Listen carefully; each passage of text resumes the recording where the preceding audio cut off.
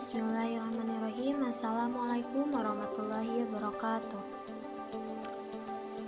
Di sini kami perwakilan dari kelompok 6 akan membahas tentang titrasi asam basa yang beranggota Azkia Hanifah Muzdalifah dan saya sendiri Nabila Nurfauzia. Saya akan membahas tentang titrasi merupakan metode analisis kimia secara kuantitatif yang biasa digunakan di laboratorium untuk menentukan konsentrasi suatu reaktan. Oleh karena itu, pengukuran volume berperan penting dalam titrasi. Maka, teknik ini juga disebut dengan analisis volumetrik. Analisis titrimetri merupakan suatu dari bagian utama kimia analitik dan pengukurannya didasarkan pada hubungan kuantitatif reaksi-reaksi kimia. Menurut Raymond Chang, reaksi kimia yang digunakan sebagai dasar titrasi adalah satu, reaksi yang melibatkan asam kuat dan basa kuat. Yang kedua adalah reaksi yang melibatkan asam lemah dengan basa kuat, dan yang ketiga adalah reaksi yang melibatkan asam kuat dan basa lemah. Pada titrasi asam basa perlu diperhatikan yang pertama, larutan standar. Larutan standar adalah larutan yang telah ditetapkan konsentrasinya. Dalam titrasi larutan standar disebut dengan titran. Yang kedua adalah indikator. Pemilihan indikator untuk titrasi bergantung pada kekuatan asam dan basa yang digunakan dalam titrasi. Dan yang ketiga adalah prosedur.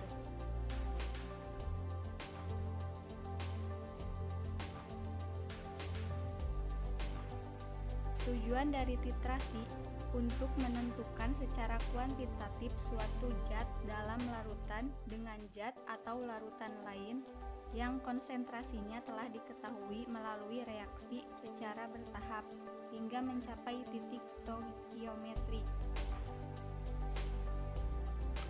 Prinsip titrasi asam basa. Titrasi asam basa dilibatkan asam maupun basa sebagai titer maupun titran. Titer adalah larutan standar, yaitu larutan yang sudah diketahui konsentrasinya dan ditempatkan dalam buret. Sedangkan titran adalah larutan yang akan ditentukan konsentrasinya, biasanya ditempatkan dalam labu Erlenmeyer. Kadar atau konsentrasi asam ditentukan dengan menggunakan larutan basa atau sebaliknya. Reaksi yang terjadi pada titrasi asam basa berdasarkan reaksi penetralan atau titrasi netralisis. Reaksi yang terjadi adalah reaksi netralisis, yaitu H+ ditambah OH- menjadi H2O.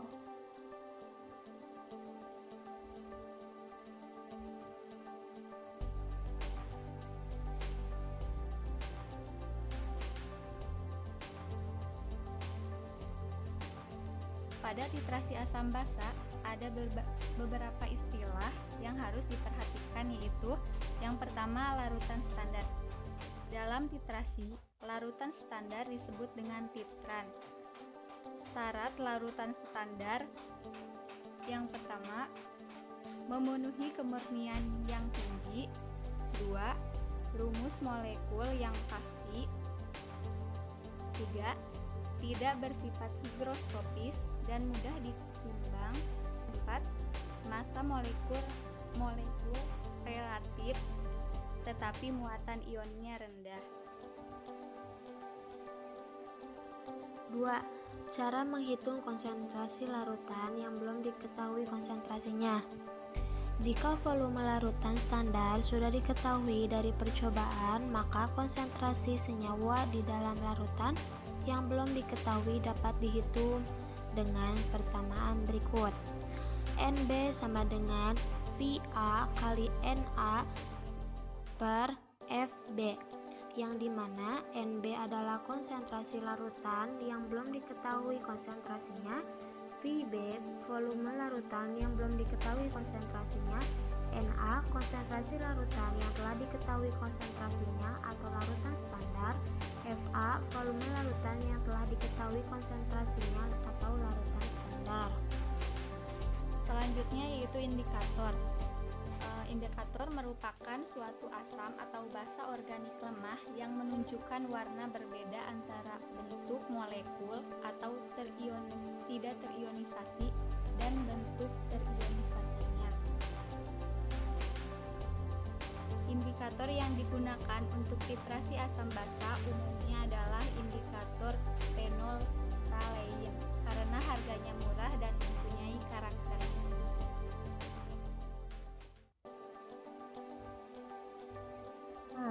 Titik ekivalen. Titik ekivalen adalah titik di mana reaksi penetralan tepat tercapai sehingga titrasi harus dihentikan. Hal ini dapat diamati dari perubahan warna indikator. Sejatinya indikator akan berubah warna pada saat titik ekivalen. Cara mengetahui titik ekivalen: 1. Memakai pH untuk memonitor perubahan pH selama titrasi dilakukan. Kemudian gunakan grafik pH sebagai ordinat dengan volume titran sebagai absis untuk memperoleh kurva titrasi. Yang kedua adalah memakai indikator asam basa. Indikator yang dipakai pada titrasi asam basa adalah indikator yang perubahan warnanya dipengaruhi oleh pH. Alhamdulillah, presentasi dari kelompok kami sudah selesai. Dan kami akan membuka forum tanya jawab. Bagi siapa saja yang ingin bertanya, silakan dipersilakan.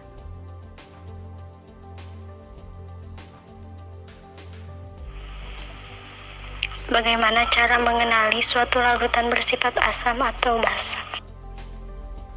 Iya, saya akan jawab ya.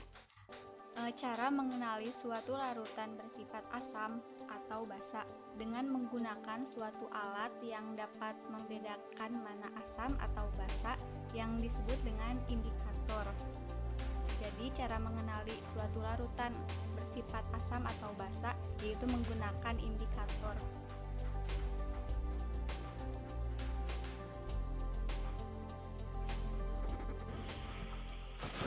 Iya, sudah jelas. Makasih.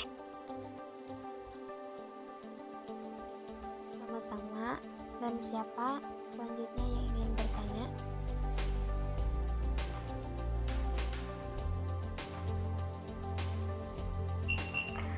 Indikator apa yang digunakan untuk titrasi asam basa? Ya, mungkin saya yang akan menjawab bahwasannya indikator yang digunakan untuk titrasi asam basa adalah indikator phenolphthalein karena harganya murah dan mempunyai karakteristik.